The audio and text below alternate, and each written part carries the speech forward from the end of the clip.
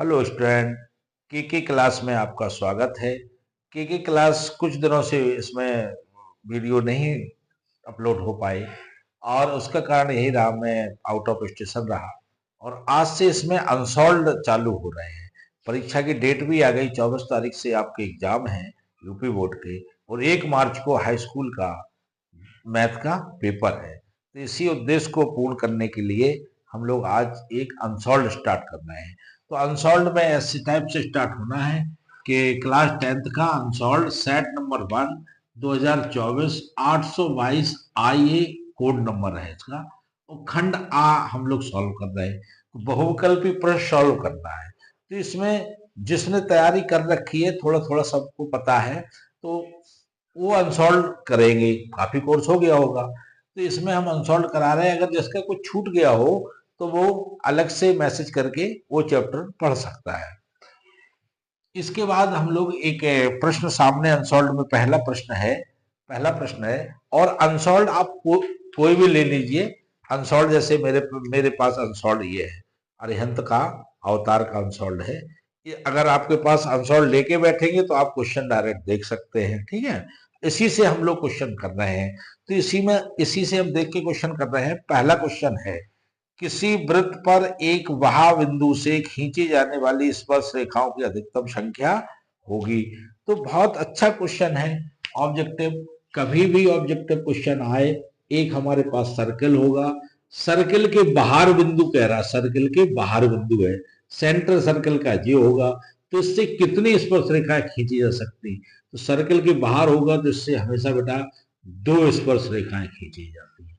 तो एक ऑप्शन के तौर पर हमारा इसमें ऑप्शन नंबर 2 सही हो जाएगा, बी सही हो जाएगा, जिसमें ऑप्शन नंबर 2 है। तो इसमें जो है रेखाएं कितनी 2 खींची जाएगी, जो कि ऑप्शन बी सही है। और एक और इसमें प्रश्न होता है, ऐसा आ सकता है परीक्षा में, कभी वृत्त दिया, वो कह रहा वृत्त पर बिंदु है, इससे कितनी स्पर्श रेखाएं खींची जा सकती? तो वृत्त पर बिंदु है बेटा, इससे स्पर्श रेखाएं 1 खींची जा सकती है। और अगर वृत्त के अंदर बिंदु दिया है, 3 ही क्वेश्चन होते हैं, इससे चौथा बनना ही नहीं है। अगर अंदर कोई बिंदु दिया, इससे कितनी स्पर्श रेखाएं खींची जा सकती? तो इससे 1 भी स्पर्श रेखाएं खींची नहीं जा सकती हैं। तो वृत्त से संबंधित कोई क्वेश्चन आएगा तो इस टाइप से आएगा। आपके में बाहर बिंदु दिया है, मैंने वृत्त पर बिंदु भी बता दिया, वृत्त के अंदर भी बिंदु बता दिया है, ठीक है। तो क्वेश्चन नंबर फर्स्ट ये हुआ। अब इसी क्रम में क्वेश्चन नंबर सेकंड है। क्वेश्चन नंबर सेकंड बहुत अच्छा है।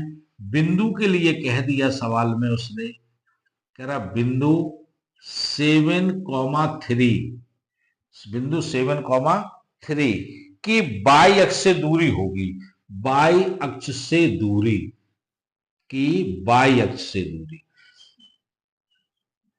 तो वाई अक्ष से दूरी। तो इसे समझने के लिए आप ऐसे समझ सकते हैं कि एक निर्देशांक बनाइए।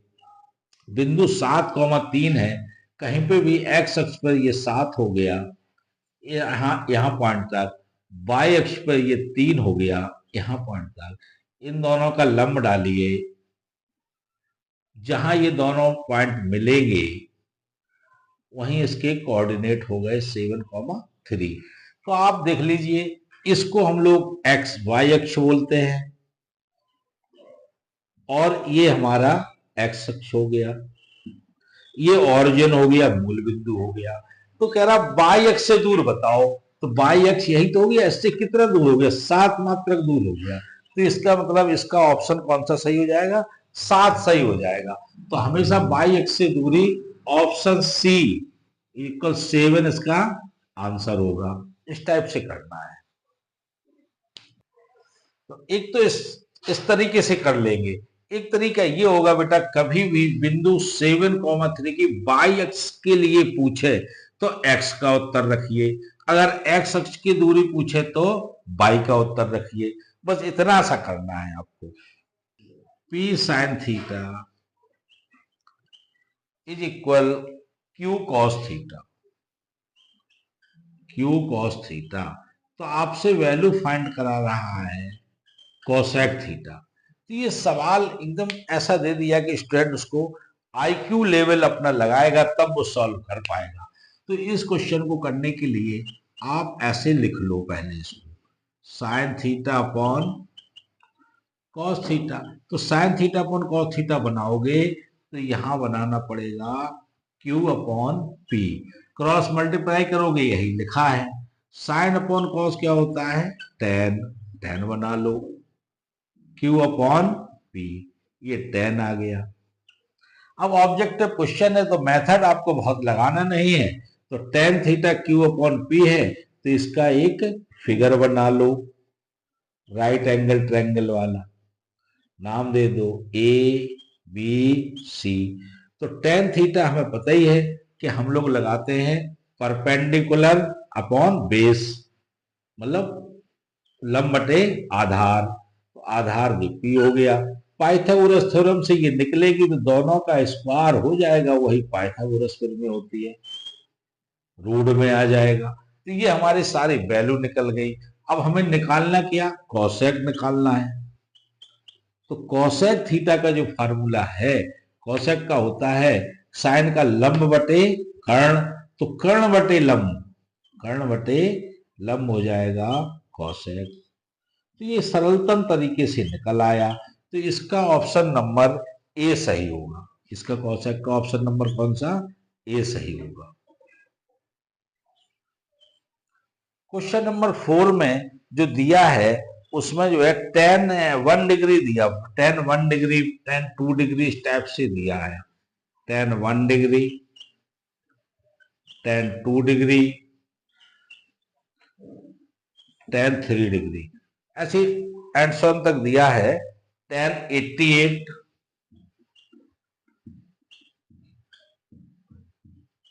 टेन 89। कभी भी इस टाइप का प्रश्न आए तो इसको आप डायरेक्ट याद रखिए, इसका आंसर हमेशा 1 होगा। 90 क्यों नहीं लिखा, क्योंकि इन्फिनिटी हो जाएगा, इसलिए उसने उतना ही लिखा है। क्यों, क्योंकि टेन इनवर्स, टेन 1 डिग्री को अगर चेंज करेंगे 90 माइनस 1 तो टेन 89 आ जाएगा, तो 89 आ जाएगा, फिर एक को चेंज कर देंगे तो टेन कॉट में बदल के सब कैंसिल हो जाएंगे। तो इसको आप सॉल्व मत करिए, इसको आप प्रॉपर्टी याद रखिए, कभी भी अगर इस टाइप का क्वेश्चन आए तो उसका आंसर हमेशा 1 होना है, ये मान लीजिए आप। बहुत सरल है, 3x स्क्वायर प्लस 5x और दिया है माइनस क्यू इज इक्वल 0 के मूल बराबर है, तो हमारा पूछ रहा है क्यू का मान होगा। तो मूल बराबर के लिए कई बार बताया है कि डी इक्वल क्या लगाएंगे, 0। डी का होता है B square minus 4ac equal 0। बी का मान 5 हो गया, 5 का स्क्वायर 25 लिख देंगे, 4 हो गया। ए का मान 3 हो गया, सी का मान माइनस के, क्यू इज इक्वल 0 हो गया। तो ये देखिए 25 हो गए, ये 12 हो गया, माइनस माइनस प्लस हो गए, तो 12 क्यू माइनस 25, क्यू इक्वल हो गया माइनस 25 बटे 12। तो ये क्यू का मान आ गया माइनस 25 बटे 12। तो इसका जो आंसर होगा ऑप्शन नंबर ए आंसर हो जाएगा। तो समांतर श्रेणी का इसमें 11वां पद पूछा है। तो समांतर श्रेणी का अगर हम पढ़ाना चालू करेंगे तो आपको डिटेल लगेगा। तो इसमें समांतर श्रेणी का 11वां पद पूछा है, तो कोई भी पद निकालने के लिए A N equal A plus N minus 1 इंटू डी फार्मूले का यूज करेंगे। ए का वैल्यू माइनस 62 रखना है, एन 11वां निकाल रहे हैं, और डी द्वितीय पद से प्रथम घटाएंगे। द्वितीय पद से जब प्रथम घटाएंगे तो 59 तो लिखना ही है, एक माइनस लगाओगे, द्वितीय माइनस ये घटाओगे तो यहाँ प्लस हो जाएगा, तो इनको दोनों को माइनस करोगे तो 3 आ जाएगा। बस इसी को आपको सॉल्व कर लेना, आपका आंसर आ जाएगा। तो ये 10 हो गए, 10 का गुणा इसमें 30 हो गया, 30 माइनस कर देंगे तो माइनस की 32। तो इसका आंसर कितना हो जाएगा, माइनस का 32 इसका आंसर हो जाएगा, जो कि ऑप्शन नंबर 20 करेक्ट होगा, जो कि ऑप्शन नंबर बी करेक्ट होगा। अब एक प्रायिकता का सवाल दिया, बहुत सरल सवाल है, आपको प्रायिकता आए या ना आए बड़े ध्यान से सुनिएगा। कभी भी पीई दिया हो, प्रोबेबिलिटी बोलते, पीई दिया हो 0.05, पी डैश निकालना हो तो इसको एक में से घटा देंगे हमेशा। तो पी ऐसे लगा देंगे बेटा ई डैश, तो 1 माइनस पीई, इतना ध्यान रहे आपको। तो 1 माइनस 0.05, जब 1 में से घटाएंगे तो 0.95 आंसर इसका होगा, जो कि इसका आंसर ऑप्शन नंबर डी, 7 का option number D correct answer होगा। चलो अगला क्वेश्चन नंबर 8 है। 8 में कुछ नहीं है, एक थैले में 3 लाल और 5 काली गेंदें हैं। इस थैले में एक गेंद यथार्थ निकाली जाती है, तो गेंद के लाल होने की प्रायिकता ज्ञात कीजिए। तो इसमें टोटल गेंद देख लो जितने भी हैं, तो टोटल गेंद 5, 3 प्लस 5 कितने हो गए, 8 हो गए। और लाल गेंदें कितनी हैं, लाल गेंदें हमेशा 3 हैं, तो 3/8 इसका आंसर हो जाएगा। इसको कोई भी स्टूडेंट फार्मूले से नहीं लगाएगा। गेंद वाला कभी भी सवाल आए, टोटल गेंदों को जोड़ दो, जो टोटल होगा उसको बटे में रखना है, जितनी निकालना है उसको अंश में रखना है। तो 3/8 यही इसका आंसर हो जाएगा। बस एक नेक्स्ट क्वेश्चन, क्वेश्चन नंबर 9, ये चित्र दिया हुआ है, त्रिभुज एबीसी दिया है, डी समांतर बीसी के लिए कह रहा, सी का मान निकालना है। तो ये सवाल जरूर एक नंबर का एग्जाम में आता है। तो सवाल को करने के लिए आप थेल्स प्रमेय का उपयोग करेंगे। प्रमेय का नाम भले ही भूल जाओ, थेल्स प्रमेय आपको इस टाइप से इसमें लिखना है, एडी लिखना अपॉन डी और बी लिखना, फिर आप ए ई लिखना अपॉन ई सी लिखना। तो याद करने के तरीका में ये जितना भाग है अपॉन इसके भाग को करिए, जितना भाग ये है उसके नीचे इसके भाग को करिए। एडी हमें सीधा सीधा वैल्यू दिया है 1/3, ये दिया 3.9, ए दिया 1.5, इसी को x मान लो निकाल रहे हैं, ये कैंसिल हो गया, 3 हो गया। 15 का गुणा इसमें करेंगे, सीधा सीधा हमारे सामने x = 45 सेंटीमीटर आ जाएगा। तो इसका आंसर होगा 4.5 इसका आंसर होगा, जो कि ऑप्शन नंबर डी इसका करेक्ट आंसर होगा। क्वेश्चन नंबर 10 है बेटा, इसकी प्रॉपर्टी कुछ अलग अलग होती है। तो इसमें आपको प्रॉपर्टी फिगर दिया है, 70 डिग्री एंगल दिया, वो दूसरे का एंगल दिया 70 डिग्री दूसरे PQR में। तो इसका option number C correct answer होगा। तो इसको जो है आप ऐसे याद रखेंगे कि जो कोण नहीं दिए हैं, जो कोण नहीं दिए, जैसे ए और सी के कोण नहीं दिए, इसमें पी और ए के कोण नहीं दिए, अगर 2 कोण दिए हों, ये इसका एक ट्रिक हो गया।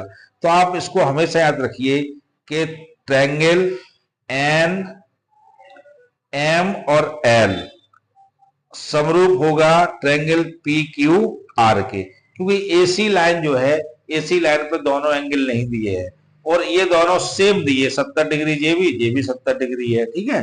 तो ये 3 सेंटीमीटर, ये भी 3 सेंटीमीटर। तो आप यहां से लिखना चालू कर दो MNL, ठीक है, और यहां से लिखना चालू कर दो PQ और R, ये समरूप होगा।